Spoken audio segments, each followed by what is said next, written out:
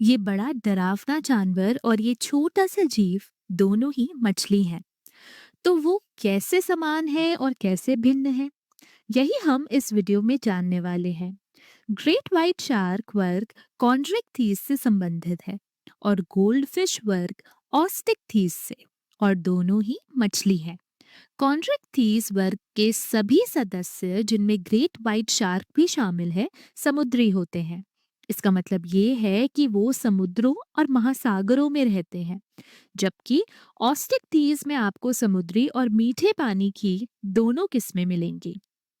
दोनों प्रकार की मछलियों का शरीर धारा रेखीय यानी कि स्ट्रीमलाइंड होता है।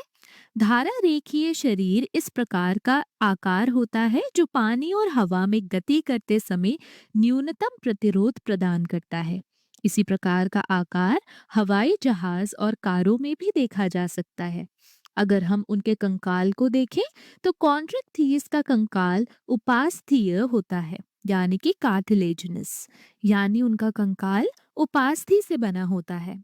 कॉन्ड्रो का अर्थ कार्टिलेज होता है और ऑस्टियो का अर्थ हड्डी। इसलिए ऑस्टिकथीस वर्ग की मछलियों का कंकाल हड्डी से बना होता है। कॉन्ट्रिक्थीस की मुख की स्थिति शरीर के निचले हिस्से में होती है। यदि हम इस हिस्से को शरीर का शीर्ष माने और ये हिस्सा नीचे का हिस्सा, तो मुख निचले हिस्से में स्थित होता है। इसलिए कॉन्ट्रिक्थीस की मुख स्थिति वेंट्रल होती है। वेंट्रल यानी कि नीचे का हिस्सा। दूसरी ओर ऑस्टिकथीस में उनके मुख ना तो डॉर्सल होते हैं, डॉर्सल यानी कि ऊपर, और ना ही वेंट्रल यानी कि नीचे, बल्कि ये सिर के एकदम सिरे पर स्थित होती है। इसलिए इसे टर्मिनल मुख कहा जाता है। जहां तक क्लोम की बात है तो दोनों मछलियां हैं, इसलिए दोनों के पास क्लोम होते हैं। लेकिन कॉन्ट्रिक्थीस में ये जो चीजें दिख रही हैं, ये त्वचा में दरारें हैं और इन्हें क्लोम छिद्र कहा जाता है। यदि इन क्लोम छिद्र के अंदर जाएं तो वहीं पर क्लोम स्थित होते हैं।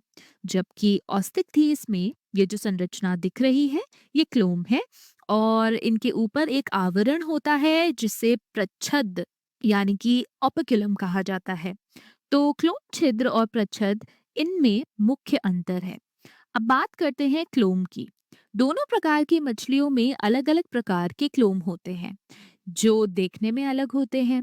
कॉन्ट्रैक्टीस में ये क्लोम इस प्रकार के होते हैं जिनमें एक प्रक्षेपण होता है जो किसी दांत की तरह दिखता है। इन्हें प्लिकॉइड शल्क कहा जाता है।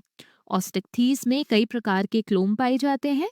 सबसे आम प्रकार बाईं ओर दिखाया गया साइक्लॉइड शल्क है, जो गोलाकार होता है, इसलिए इसे साइक्लॉइड कहा जाता है।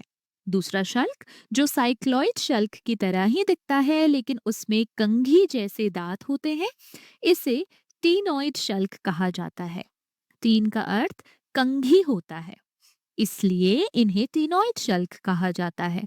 कॉन्ट्रैक्टीस में प्लिकॉइड शल्क दांतों का भी निर्माण करते हैं, इसलिए शार्क के मुंह में जो डरावने दांत दिखाई देते हैं वो वास्तव में कुछ और नहीं बल्कि संशोधित प्लिकॉइड शल्क ही है।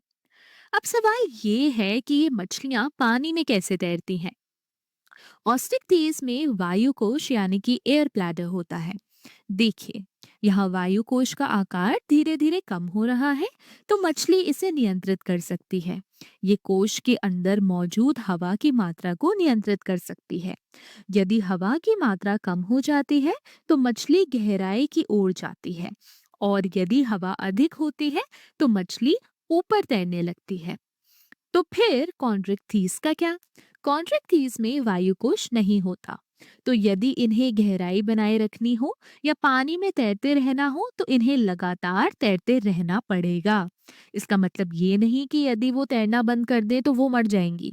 इसका सिर्फ इतना मतलब है कि यदि वो तैरना बंद कर दे तो वो समुद्र की गहराई में नीचे जाने लगती हैं।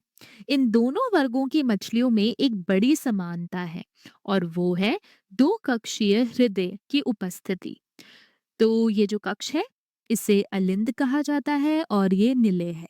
हमारे शरीर में भी अलिंद और निलय होते हैं, लेकिन हमारे पास दो अलिंद और दो निलय होते हैं, जबकि मछलियों में केवल एक अलिंद और एक निलय होता है। दोनों वर्गों की मछलियां पॉइकिलोथर्म होती हैं, जिसका अर्थ है कि वे शीत रक्तीय होती हैं, यानी कि कोल्ड ब्लडेड। तो ना तो कॉन्ट्रैक्टीज और ना ही ऑस्टिकथीज अपने शरीर का तापमान नियंत्रित कर सकते हैं।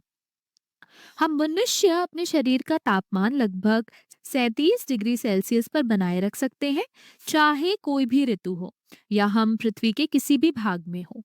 लेकिन मछलियां ऐसा नहीं कर सकती। जिस वातावरण में वो रहती हैं, उसी के अनुसार उनके शरीर का तापमान घटता बढ़ता रहता है। इसलिए उन्हें पॉइकिलोथर्मिक या शीत रक्तीय कहा जाता है। अब बात करते हैं प्रजनन की। इन दोनों वर्गों में लिंग अलग अलग होते हैं।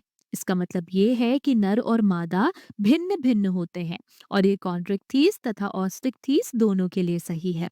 कॉन्ड्रिक्टीज में निषेचन आंतरिक होता है। इसका अर्थ है कि अंडाणु शरीर के अंदर ही निषेचित होता है और ये वर्ग शिशुओं को जन्म देता है।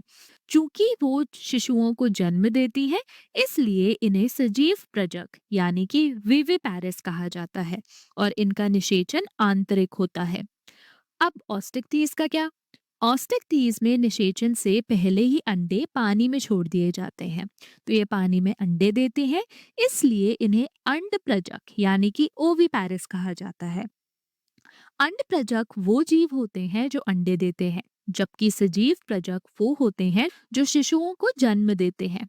चूंकि अंडे पानी के बाहर रखे जाते हैं, इसलिए निषेचन भी बाह्य रूप से होता है। शुक्राणु पानी में अंडाणुओं से मिलते हैं और वही निषेचन होता है। इसलिए इसे बाह्य निषेचन यानी कि एक्सटर्नल फर्टिलाइजेशन कहा जाता है।